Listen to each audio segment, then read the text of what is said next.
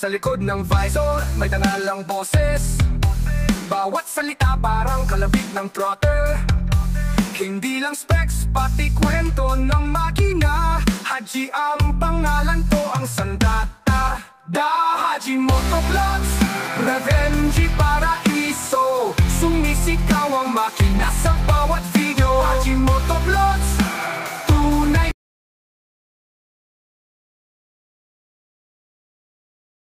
So pasadahan natin to si Rusi Ultra mga idol. Actually pauwi na ako at nakita ko yung Ultra Sports na to, para siyang pina-improve na Delta X mga idol. Ayan oh. So makikita naman natin parang XRM ang datingan nito. Okay? So solid din yung kanyang fairings dito. Alright. So check natin dito sa kanyang unahan. Gamit niya rito is LED na, no. Ang ganda, solid, no. So dalawang LED po siya mga idol. Tapos dito naman makikita natin LED po rin po ang kanyang signal lights. Tapos para siyang dual sports mga idol, pwede siya sa off-road and on-road, dahil tignan mo naman yung ano niya, clearance niya pagdating sa kanyang front fender saka sa gulong niya, no. So pwede siyang pang off-road talaga. Okay, suspension nito napakahaba.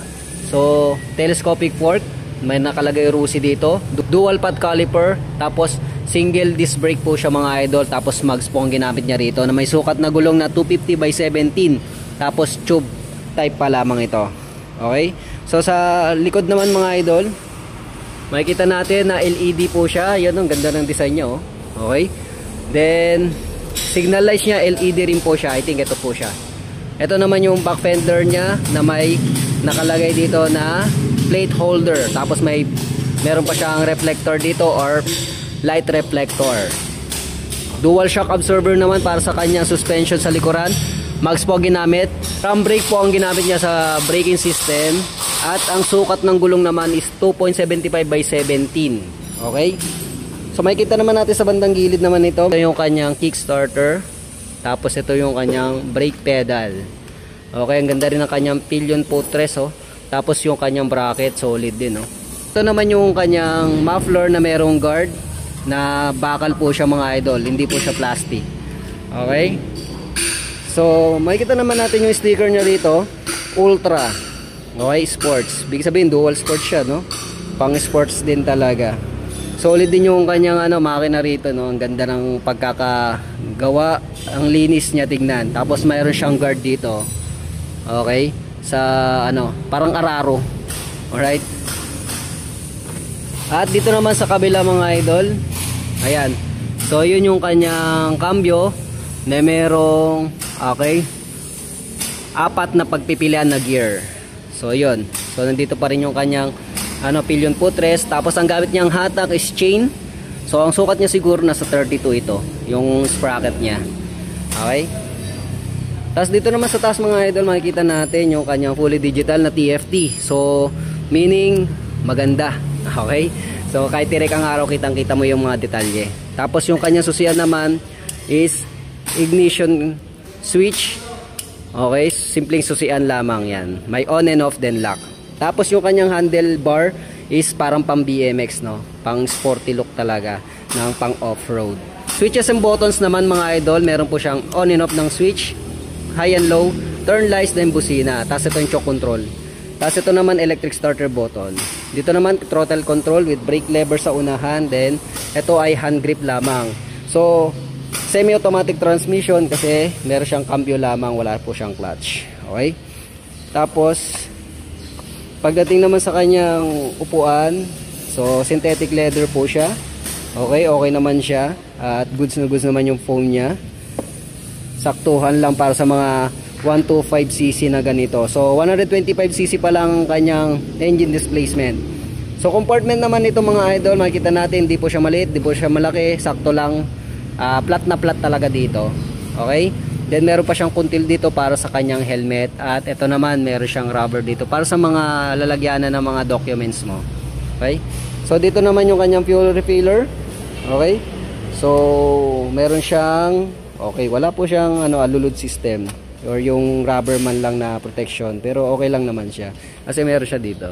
Okay?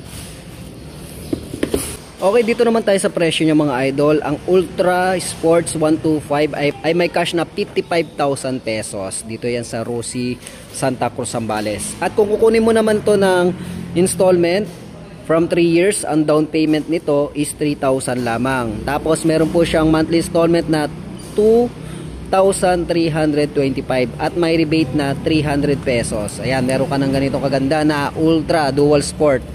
No? So Ultra Sports po siya 125cc. Punta na lang kayo dito at isa lang ang unit dito, okay?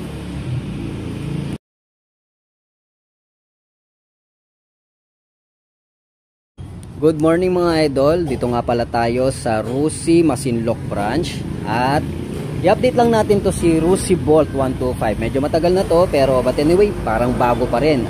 As yung kitan mo ang figure niya at mga decals niya napaka-solid, no?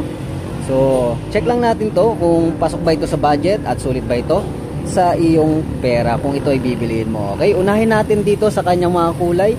So, red and black ang combination nito. Tapos yung mga sticker niya, meron po siyang yellow, then white. Ayan. So, makikita naman natin mga sticker niya, no? Napaka-boldy at napaka-sporty ng kanyang looks, no?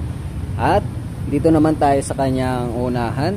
Makikita natin na para siyang CRF, no? Yung mga pang off-road design yung kanyang unahan dito sa kanyang headlight. So speaking of headlight, meron po siyang LED para sa kanyang headlight, okay? Tapos LED din ang kanyang turn lights. Alright? Tapos may minimalistic na Rosie sticker dito.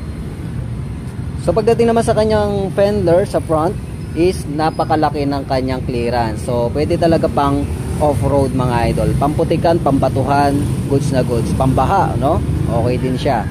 At meron siyang sticker din, syempre. Gumagamit nga pala ito ng telescopic fork with sticker na Rosie. Then single disc brake with 2-pot caliper naman para sa braking system na may mags po ang gamit at 2.50 by 17 ang kanyang gulong. Tapos tube type po siya. So sa bandang likuran naman makikita natin yung kanyang tail light is gumagamit po siya ng LED. Then LED rin po ang kanyang turn lights, okay? Para sa tipid ng baterya. Alright? Tapos pagdating naman dito sa kanyang baba, meron po siyang reflector light, dagdag safety sa daan. Tapos ito yung kanyang back fender na meron naka-intact na plate holder. Sabot-sabot lang. Suspension naman ito, gumagamit po siya ng dual shock absorber, drum brake po para sa braking system. Mags din po ang gamit nito na may sukat na gulong na 2.75 by 17. Okay? Tube type pa lamang ito.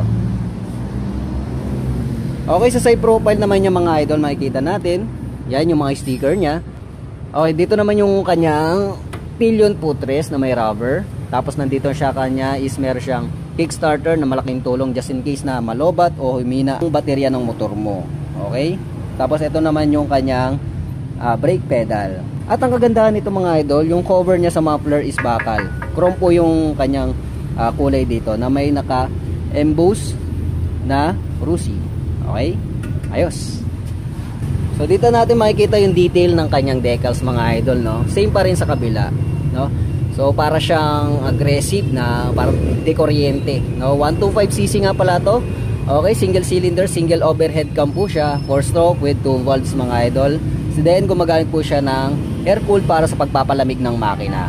Then dito naman makikita natin yung very sporty na kanyang bracket. Same din sa kabila. Okay? Tapos andito yung kanyang cambio na merong 4 na pagpipilian. Pagdating naman sa hatak, gumagamit po siya ng chain drive. Okay, 428. Then ang sukat ng sprocket niya is, check natin.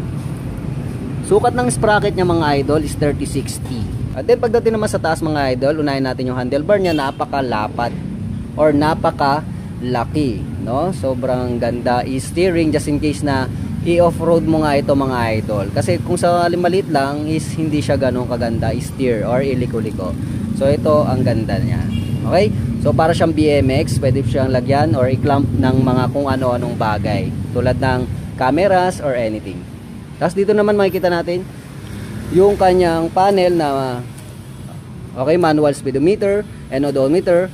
Tapos nandito yung gas gauge, tapos turn lights, indicator, then neutral indicator, then high and low indicator. Tapos nandito naman is meron po siyang indicator ng gear shifting. Maganda to kung sakaling hindi ka familiar sa tunog ng iyong gear. Okay, kung sakaling ikaw ay gagamit nito. O nga pala, ito nga pala isang semi-automatic transmission na kung saan cambio lang, then go na. Okay, pagdating naman sa button switches, so on and off ng headlight, then ito naman yung high and low, turn lights, then busina. Sa kabila naman, electric starter button lamang.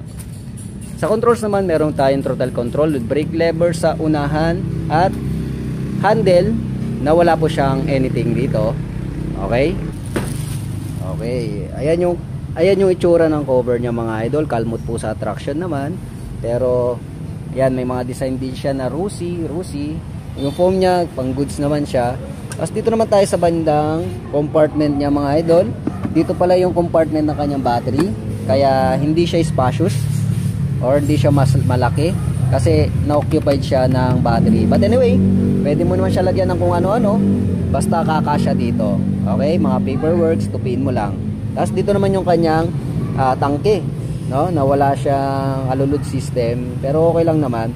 Basta sa akin lang, good points yung meron siyang alulod system dito or rubber.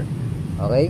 So protection naman dito, meron siyang rubber dito just in case natatama nga rito. Okay, walang alog, safety, hindi siya magagasgasan. Alright? Tignan naman natin ang kanyang seat height mga idol. Okay, I'm 5'4" in height. At kitang-kita natin, okay sa all right naman mga idol, no? Okay, pagdating naman sa city driving, kayang-kaya singit-singit at ipasok-pasok sa daan mga idol. Tapos, kung makikita nyo, is lapat naman ng aking paa. So, okay naman. So, pwedeng pang off-road and on-road siya mga idol. Para sa akin. Kasi mataas yung clearance niya ng kanyang front fender. Saka yung kanyang design dito is pang off-road din mga idol, no? So, dual sport siya mga idol. Okay? So, yun. Pagdating naman sa kanyang pagmamaniobra, magaang po siya. Walang kaproblema. Kahit medyo may kaliitan o kanipisan ka ng katawan. Okay? Okay, pag-usapan naman natin ang presyo nito via Rusi Masinloc branch. Okay? Ang DL Bolt 125 ay may cash na 48,000 pesos lamang. Para naman sa installment, wala po siyang down payment kasi nakapasok po siya sa NDP or straight monthly promo. Kaya yung first monthly nyo, pwede nyo na siyang ihulog. Yun na yung first monthly nyo. At ang 3 years nito ay nasa 2,090 pesos lamang. At nai-rebate po siyang 300 pesos para sa mga maaga or on due date magbayad.